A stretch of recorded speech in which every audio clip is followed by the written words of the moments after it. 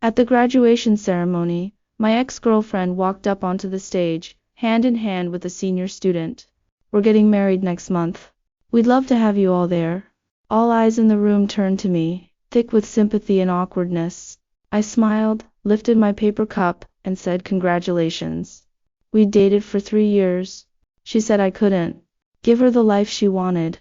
No one saw the Stanford full scholarship admission letter tucked away in my suitcase, or the transoceanic flight ticket for the day after tomorrow. So right now my only real problem was whether I had room in my suitcase for more underwear. The June sun burned hot on people's backs.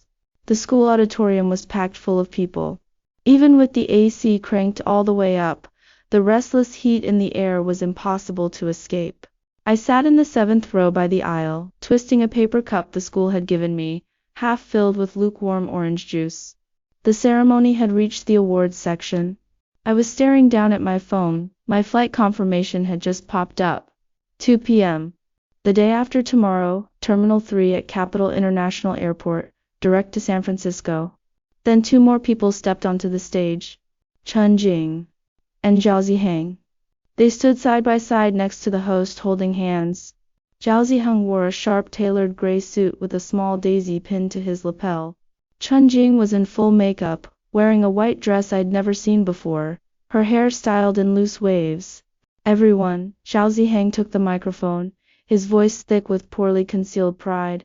I'd like to take this chance to share some good news.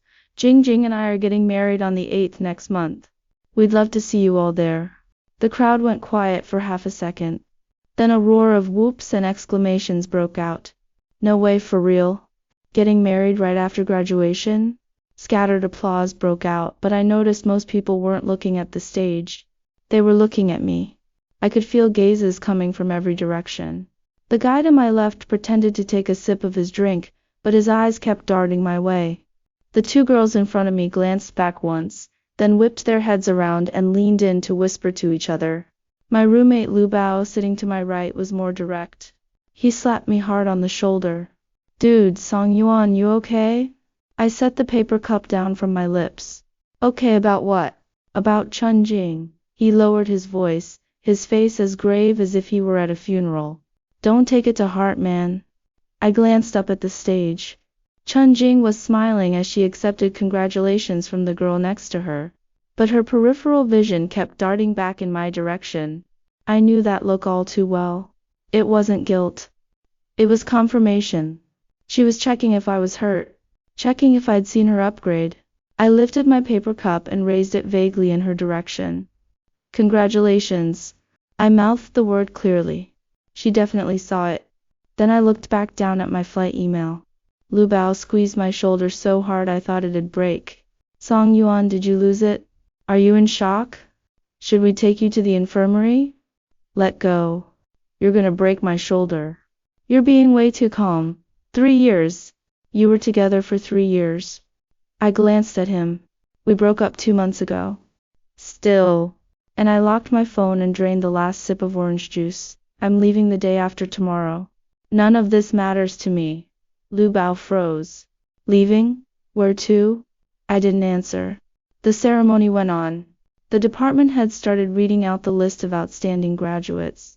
Zhao Ziheng and Chun Jing had already stepped down and were walking back down the side aisle, nodding and smiling at people as they passed, like they were inspecting their own kingdom. When they passed my row, Zhao Ziheng made a point of looking right at me. It wasn't quite provocation. More like a victory lap, checking the score. I gave him a small nod. He smiled, squeezed Chun Jing's hand, and kept walking. Asshole, Lu Bao muttered through his teeth. What's with that look? He did this on purpose, didn't he? Announcing it on stage just to humiliate you. Enough, I stood up. Let's go. I need to finish packing back at the dorm. Huh. The ceremony's not over yet. I haven't finished packing my stuff. I squeezed out past the seats. People hurried to move out of my way. As I passed, I heard someone whisper. He must be devastated. This is so brutal in front of the whole school. Song Yuan's a nice guy, he just doesn't come from money. I walked faster and stepped out of the auditorium. It wasn't that I couldn't take it. I really was in a hurry to go pack. My checked suitcase was only 24 inches. I still hadn't looked up the weather in San Francisco for early September, so I had no idea what clothes to bring.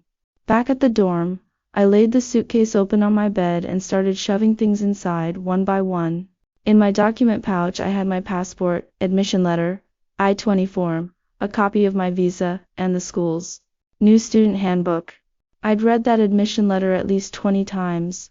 Dear Yuang Xiang Song, congratulations on your admission to Stanford University with a full scholarship. Every time I saw the words full scholarship, it still felt unreal. I'd started preparing my applications in the second semester of junior year. Took the GRE 3 times, rewrote my personal statement 17 times. Begged 3 professors for recommendation letters. Back then, Chunjing complained I never spent time with her, said I was obsessed with the library like some kind of freak. I didn't explain. I hadn't told anyone about my applications, not even her. It wasn't that I was hiding it on purpose. I was just scared if I didn't get in, I'd be embarrassed. By the time the letter arrived, we'd already broken up. The reason was simple enough. Song Yuan, you can't give me the life I want. She'd said it at a bubble tea shop. 2 cups on the table, 1 full sugar, 1 30% sugar. The 30% sugar one was mine. I asked her what kind of life she wanted.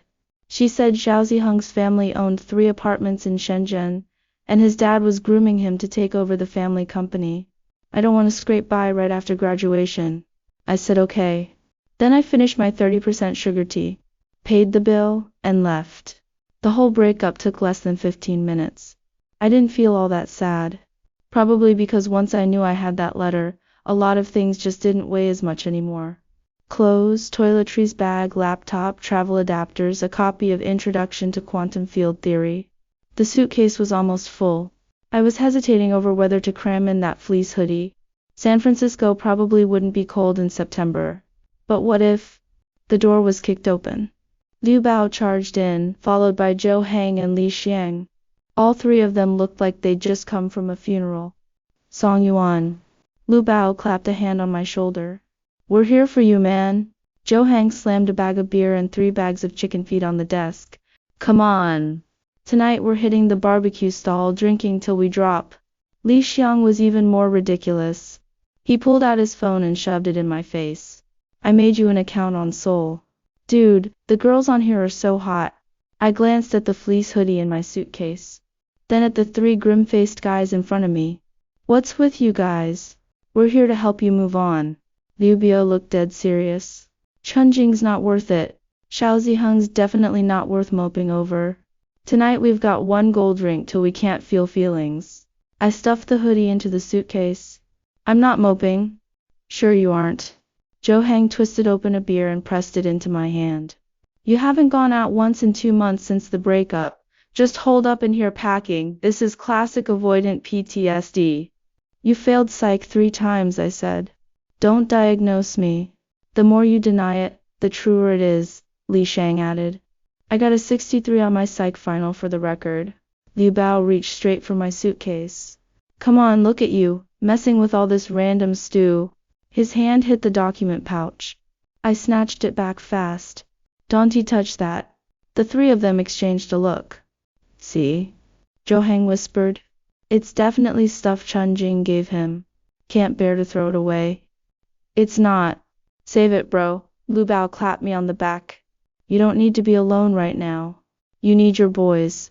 And you can't say no tonight. I glanced at my phone. 8 p.m. My flight was the day after tomorrow, in the afternoon. I still had time. Fine, I'll go. I zipped up the suitcase. But you guys are paying. Hell yeah, we are. The barbecue stall was 300 meters north of the school gate. The owner was a bald guy who'd known us for 4 years. Liu Bao sat down and ordered 80 lamb skewers, 40 beef tendon skewers, and 2 plates of roasted eggplant. Eat as much as you want tonight. It's on me. You still owe me 200 yuan from last month, I said. That doesn't matter. Tonight's about getting you through this. Zhou Heng was already on his 3rd beer when he slammed the table. Dude, let me tell you, Xiao Ziheng's always had a terrible reputation around school. Junior year he hit on that senior from the foreign languages department, then turned right around and... I don't Wanna hear it? You gotta hear it. Know your enemy so I can what? I'm not at war with the guy. The three of them exchanged another look. That helpless patient refusing treatment look. Li Xiang took a sip of beer and patted the back of my hand very solemnly.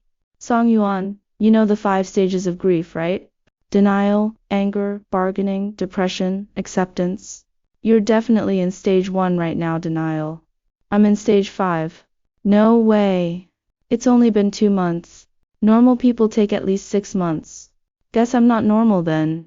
Liu Biao suddenly stood up, beer bottle in hand, and said in this dramatic, grave tone, Song Yuan, we've been brothers for 4 years. I'm gonna say this straight, no matter what happens to you down the line, we've got your back. We'll never look down on you. I chewed on a lamb skewer and stared at him. How many have you had already? 2. Then pay me back my 200 yuan before you start making big speeches. Can we not talk about money? Right now? The lights at the barbecue stall were dim and warm. Cicadas buzzed loud in the trees overhead. I really didn't hate this vibe. 4 years of this. It'd probably be a long time before we all sat together like this again. But it wasn't because of Changing. It was because the day after tomorrow, I'd be on a plane heading to the other side of the world. Guys, I've got something to tell you. I set down my skewer. The day after tomorrow. Wait, the day after tomorrow, Chunjing and Zhao Ziheng are having their engagement dinner. Lu Bao blurted out. I heard it's at that hotel by Wanda. That's not what I was gonna say. You are not going. Zhou Heng grabbed my hand. If you go, you're just asking for more pain. That's not what I was, see? He's still fixated on it. Li Xiang exchanged a look with the other two. Stage 1. Denial. I took a deep breath. Forget it. They'd find out the day after tomorrow anyway. I'm heading back first. Still haven't finished packing. It's only 9:30. I've got stuff to do tomorrow. What could be more important than your boys? Packing. Liu Bao stuffed the last beef tendon skewer into his mouth and mumbled, all you ever talk about is packing.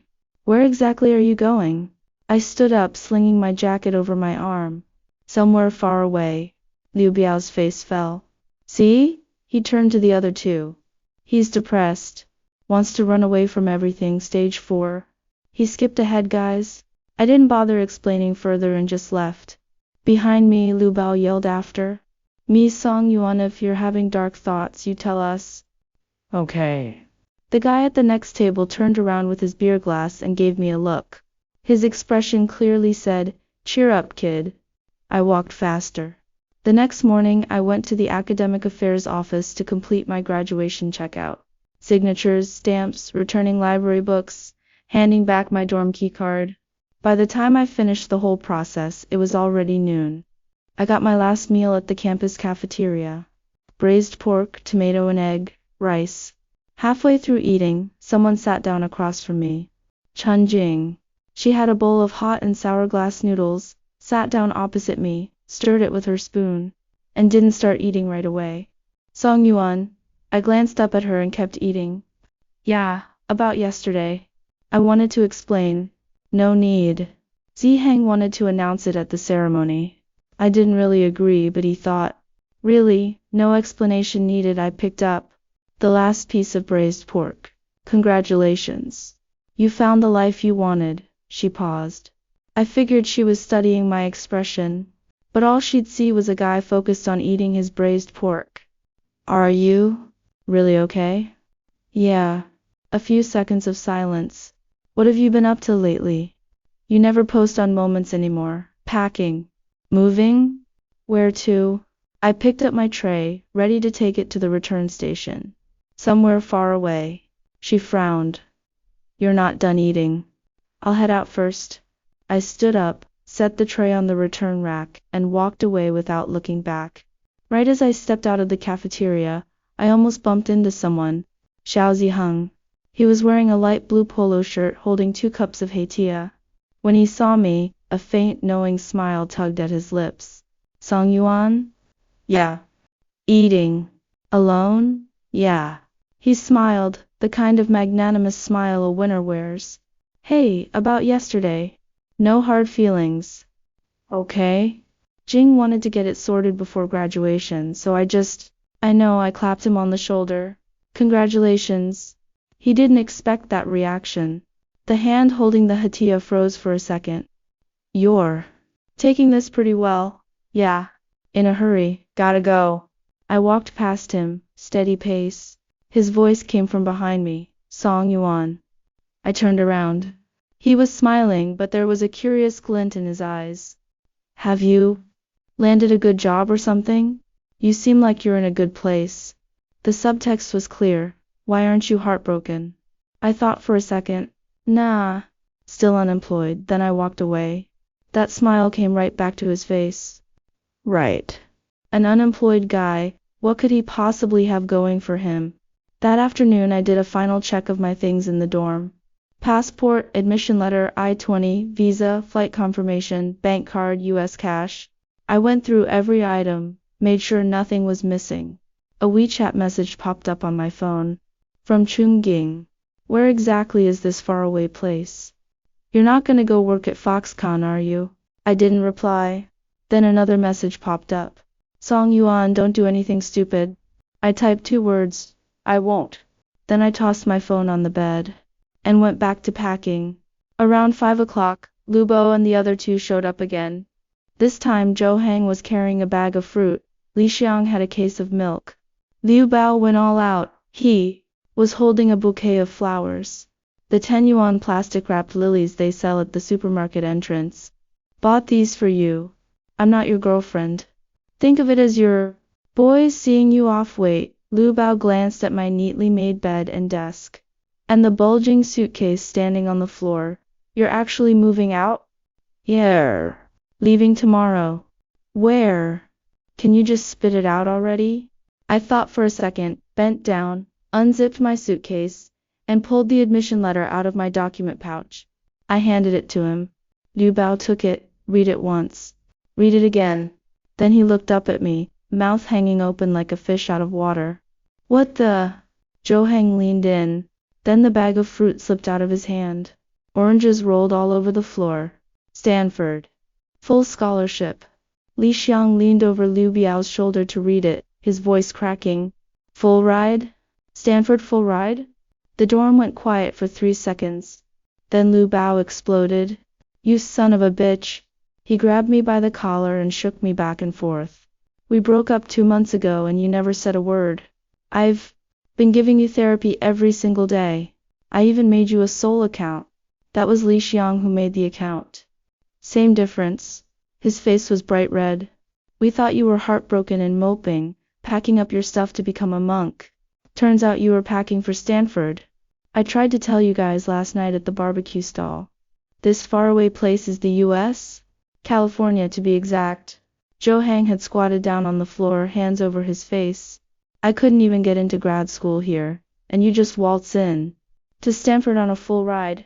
Li Xiang snatched the letter and flipped it over 3 times, then looked up at me with an expression like someone who'd been constipated for 3 days and finally gone. Song Yuan. Yeah. Does Chunjing know? No.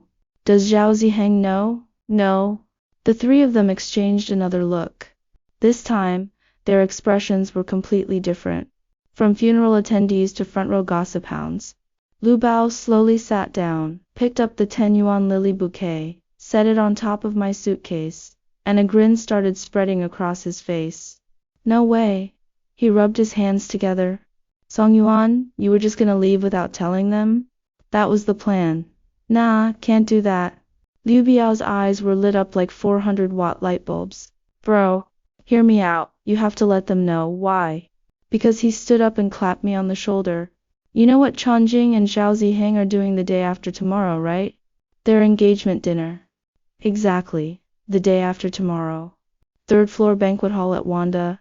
Guess what? What time's your flight? 2 p.m. The engagement dinner starts at 11 a.m. He slapped my arm excitedly. Perfect timing. You show up, drop a red envelope, casually pull out the admission letter, then head straight to the airport. That's too obvious. It's not obvious. You just go and congratulate them normally. I didn't get an invitation. You're the ex-boyfriend. Showing up on your own makes total sense. What kind of ex skips their exes? Engagement dinner, wait, that doesn't sound right. Joe Hang stood up from the floor. Nah, he doesn't have to go in person. He just has to post on Moments. Everyone turned to look at Joe Hang. Joe Hang pushed his glasses up. The day after tomorrow, 2 p.m. When you're waiting for your flight at the airport, post a Moments update. Picture of your boarding pass, the one for San Francisco. Caption it something simple, the plainer the better. Like what? Like just 2 words, off we go. Lubio slapped his thigh. Brilliant. Everyone at the engagement dinner will see it. Chan Jing'll be in the middle of toasting ding. And up pops your boarding pass on her phone. Li Xiang was already laughing. I can picture Zhao Ziheng's face right now. I looked at my 3 roommates, who looked like they'd just discovered the new world. To be honest, I'd never planned on doing something like that. But they had a point. Not for revenge. Just so certain people would know. I didn't get dumped because I couldn't give her the life she wanted. She just didn't wait around long enough to see what I could give her. Fine. I put the admission letter back in the document pouch. Just 2 words. The day after tomorrow. June 25th. My alarm went off at 7 a.m. I got up, washed up, and did one final check of my luggage.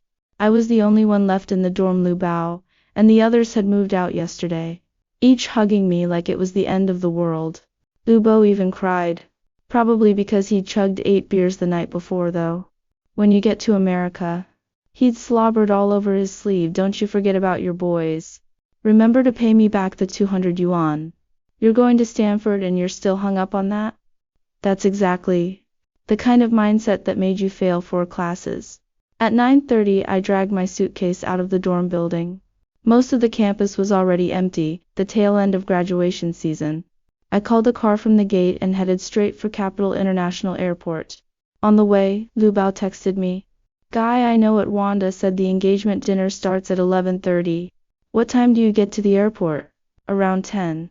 So when you post your Moments, they'll just be getting seated. Perfect. Timing's immaculate. I didn't reply. I got to the airport at 10:20.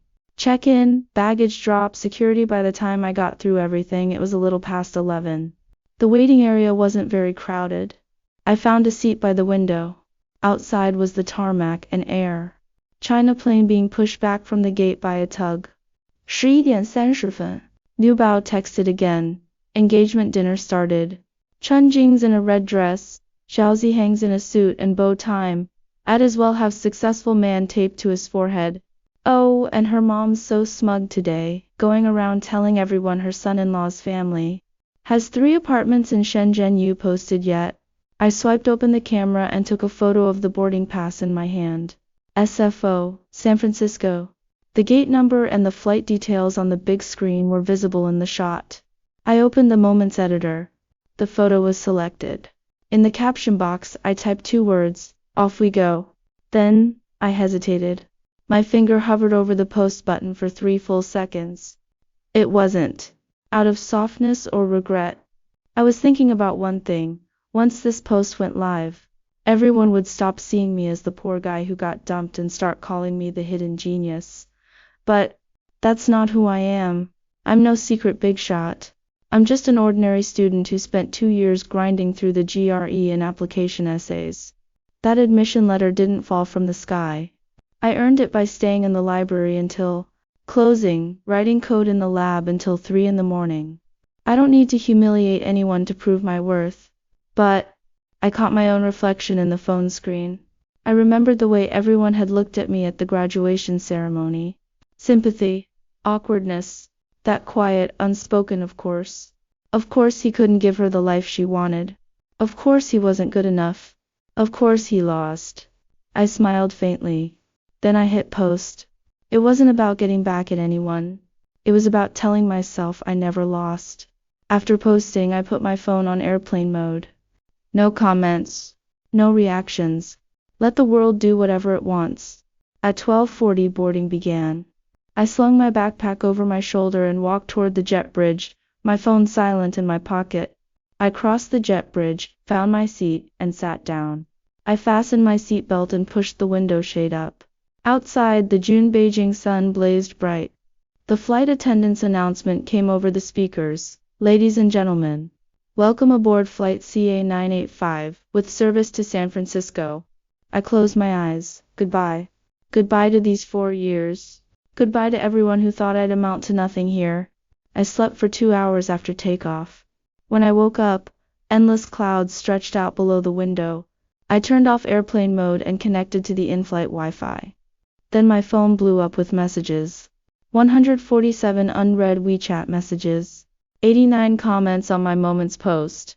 23 voice messages from Lu Bao. I opened Lu Biao's first. First one, bro, it's blown up. Second, Chunjing's mom saw your post. Her face dropped instantly. Third was a noisy voice clip. The hum of a hotel banquet hall in the background. Stanford? Isn't that top 5 in the whole country? Full ride. I saw a classmate comment. Full scholarship. Think how much that saves a year. I heard tuition's 400-500,000 a year. Then a sharp female voice cut in. Impossible. With his family's background, there's no way it's fake. That was Chunjing's mom. Fourth voice message from Lu Bao. Haha, her mom went bright green. Keep saying it's impossible, it's impossible. Then Zhao Ziheng's face went off too. I bet he looked up Stanford's ranking. Ha ha ha, I'm dying. Fifth, Chunjing's so stiff right now, everyone's crowding around asking about you, not about her engagement. Ha ha ha. Sixth was quieter, like he was hiding in a corner recording. Song Yuan. For real, Zhao Ziheng went to the bathroom a minute ago. Came back looking all wrong. I bet he looked up how much a Stanford CS PhD is worth. Seventh, bro, you just hit M with a sledgehammer. 3 apartments in Shenzhen? Please? Stanford CS full ride, graduate and get a job at any big tech company in Silicon Valley. Starting salary 500K a year easy. I closed the voice messages and opened Moments. The comments section was going wild. At the top was my undergraduate advisor, Professor Zhang Song Yuan. Have a safe trip. Shoot me an email when you get there. I already put in a good word with Professor Wang. Then a flood of classmates, some I knew, some I didn't. No way, bro, you're insane. Stanford? Since when? So that's why you lived in the library junior and senior year? Song Yuan, you legend, so proud of you. A few more pointed ones. Some people really don't know what they're missing, smile. Guess that's why you don't marry for money, Doge. I scrolled down. Chunjing hadn't commented, but Zhao Ziheng had. Impressive, congratulations, 4 words. I stared at those 4 words for 3 seconds. I could picture the face he made typing them. That look of forcing magnanimity, but gritting his teeth the whole time. Because he finally realized one thing. That look he gave me at graduation wasn't a winner looking down at a loser. It was a frog at the bottom of a well staring up at a bird that had already flown away. He just didn't know it back then. I closed Moments and opened the last private message. From Chunjing. Sent half an hour ago. Why didn't you tell me sooner? Just that. No question mark, not a question. An accusation. Even a hint of hurt? I stared at the message for 10 seconds. Then closed the chat. No reply. The place I was going, and the life she'd chosen, they'd never cross paths again. This isn't some grand revenge story. It's just a story about choices. She chose 3 apartments and a family business. I chose a plane ticket and an admission letter. No one's right or wrong. But if I had to do it all over again, I still wouldn't have told her. Not for this final moment. Because people worth telling don't need me to say it. People who aren't worth it? It wouldn't matter if I did. The plane kept flying west. 12 hours later, I'd land in San Francisco. New city, new start. I turned my phone all the way off and tucked it into the seat back pocket. Closed my eyes. California sun, here I come. Actually, the story shouldn't end there. Because the very last second before I turned off my phone, I saw a new message. From Lu Bao. Bro, big news. Zhao Ziheng smashed a glass at the engagement dinner. Him and Chunjing are fighting. I didn't have time to read the rest. My phone was already off. But 12 hours later, when I landed at San Francisco International Airport and turned my phone back on, over 300 messages flooded in. The only one I really cared about was a long text from Lu Bao, clearly typed after he'd calmed down. Song Yuan heads up. Zhao Zihang and Chun Jing had a huge fight in the second half of the dinner. People there said Zhao Zihang asked her, "You knew Song Yuan was applying to Stanford all along, didn't you?" She said she didn't, but he didn't believe her. Said you were with him 3 years and you didn't know he was preparing to go abroad? You think I'm stupid? Then they started yelling. After everyone left, Zhao Zihang walked out. Chun Jing sat alone in the banquet hall crying. Later I heard what Zhao Zihang actually said. You picked me because you thought he was going nowhere? What if he'd had that letter sooner? Would you have picked him instead? Bro, you're insane. You didn't do anything. One moment's post and you blew their whole engagement dinner apart. I stood in the arrivals hall of SFO, reading that text. California sunlight streamed in through the floor-to-ceiling windows, bright enough to make your eyes sting. I didn't feel satisfied. Honestly, not at all. I just felt a little absurd. Zhao Zihang's logic is funny. He doesn't care if Chun Jing loves him. He cares if he was the backup option. He can handle Chun Jing not loving her ex. But he can't handle being chosen only because her ex wasn't good enough. Because if her ex actually was good enough, then his advantage doesn't exist anymore. 3 apartments in Shenzhen, next to a Stanford full ride? Suddenly they don't seem so impressive. That's probably the most ironic thing about all this. I didn't humiliate anyone. They humiliated themselves. I took a deep breath and pushed my suitcase toward the exit. The sunlight at the taxi stand was softer than Beijing's, and the wind smelled like salt from the Pacific. My phone buzzed again. Second message from Chun Jing. Song Yuan, can I call you? Sent 5 hours ago. I stared at it for 3 seconds, then swiped left on the message. Marked as read. No reply. Some people, once you miss them, they're gone. Not out of hate. Just because they're not worth looking back for. A taxi pulled up. The driver was a middle-aged Mexican guy, gave me a thumbs up. Stanford? Good school, man. Thanks. I tossed my bag in the trunk and climbed in the back. Outside the window, the San Francisco sky was impossibly blue. My phone buzzed one last time. Liu Bao. Bro, you land yet? You safe? Let me know when you get there. Oh, and that 200 yuan I owe you will settle when you're back. I smiled, typed 3 words, landed. Safe, paused, then added. 200 yuan isn't forgiven. Plus interest. 210. Song Yuan, go to hell. I put my phone in my pocket and watched the palm trees speed by outside the window. 22 years old. San Francisco. New life, no looking back. 3 months later. September at Stanford was hotter than I'd expected. I'd settled into the rhythm 8 a.m. Seminars, lab in the afternoon, library at night. Every now and then I'd get pho with Raj, the Indian guy in my group, on University Avenue by campus. My advisor, Professor Wang, was a Chinese academic who'd gone to MIT, mid-40s. Quiet, but every group meeting he'd grill you so hard you'd question your whole existence. Life was steady, full. I talked less and less to people back home. Liu Bao texted every now and then, mostly, "What you up to?"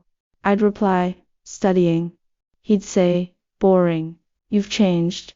Then send a screenshot of him gaming at an internet cafe.